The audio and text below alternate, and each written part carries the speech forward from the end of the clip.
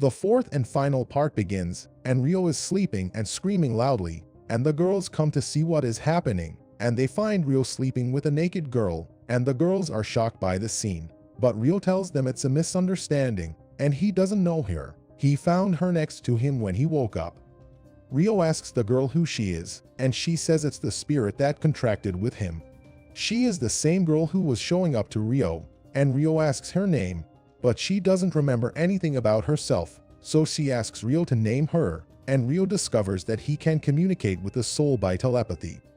And she tells him that she knows everything about him and Haruto, and then the soul uses the art of spirits to wear clothes, and everyone is amazed by her beauty, and Rio decides to name her Ashia, and the meaning of the name is the warm spring. And the spirit likes the name, so he goes to the village sages to meet the spirit of the tree Dorias and to know why Ashia has lost her memory. Dorias comes and welcomes Ashia and asks her which item she finds herself using. Ashia says all of them. Everyone is shocked because all the spirits can only use one item, and then they go to the arena to know how strong Ashia is, and Rio fights, and she can really use all the items, and she is very strong, and everyone is amazed by her strength. And Dara stops the fight so that the village is not damaged because of their strength. And the Wises welcome the presence of Ashia in the village, after which the dwarf Dominic finishes building Rio's house, and Rio thanks him for building the house. And then comes the day of Rio's departure from the village. The sages give him a magical tool for teleportation, but it is only in one direction, that is, it takes him back to the village only. And they also give him a hairpin that changes the color of his hair because Rio is wanted by the authorities in the kingdom. And then he says goodbye to them and he and Ashia go.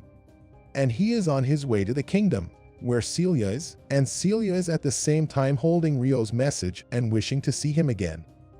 Rio and Iski reach the city, and Rio notices that the place is crowded. Rio changes his hair color and goes to a store to ask about the cause of the crowding. The saleswoman tells him that there is a wedding procession for a noble family tomorrow, and then they go to the academy to see Celia. When Rio arrived, he found the place empty, and then they went to one of the teachers, and Ashia took control of it. Rio asks him about Celia's whereabouts, and he tells him that Celia is in the royal palace because she will marry Charles from the family of Duke Arbo. Rio is shocked when he knows. He tells him that this is a political marriage because the kingdom was defeated in its last war, and thanks to the contributions of the Duke Arbo's family, they were able to start peace negotiations. Because of that, the king and his family fled the kingdom. In order for the Duke Arbo's family to gain more power, they choose to marry Count Claire's family and Celia's family, and then Rio goes, and Ashia asks what he will do, and he tells her that he wants to talk to Celia to know if she really wants this marriage. Ashia uses her spirit form to find out where Celia is due to the tight security of the palace. Celia is in her room, and she is sad and remembers Rio. Rio enters the room and tells her that he is back, and when she sees Celia, she runs towards him, hugs him, and is happy with his return. Celia asks him about his trip and brings them tea because she misses drinking tea with him. But Rio asks her about her marriage to Charles and if she really wants this marriage. Celia says that she agreed to this marriage herself and that she knows that he has a bad past with Charles. But Rio does not believe Celia's words. Then Celia gets angry and asks him to leave. She tells him that if he doesn't leave and I count to 20, I will scream. But Celia was crying because she didn't really want to marry Charles. She is also happy that Rio is back as promised. But Rio doesn't believe Celia's words and wants to make sure that she really wants this marriage. And the wedding day comes, and Charles meets Celia, and he brings his wives with him, and Charles is married to 6 women, and then Princess Christina comes to congratulate Celia on the marriage. Christina apologizes to Celia because everything is happening because her father fled and the Duke Arbo family took control of the government. Then the procession passes through the city, and Rio is standing next to the people. Celia notices him, and when she sees him, she starts crying. Celia remembers her conversation with Rio and says to herself that she is now just a puppet. But suddenly there is a screaming sound from the soldiers, and Rio runs towards the procession and eliminates the soldiers who confront him. They attack him with magic, but he avoids all of that, and he reaches the carriage that contains Celia and hits Charles. He then takes out a knife and puts it on Celia's neck, and Charles threatens that he will kill him. He uses telepathy with the help of Ashia to talk to Celia, apologizes to her for what is happening, and asks him one last time if she wants this marriage. He tells her that he can put an end to this marriage if her family is threatened by the family of Duke Arbo, that she is dear to his heart, and that he does not want to hurt her.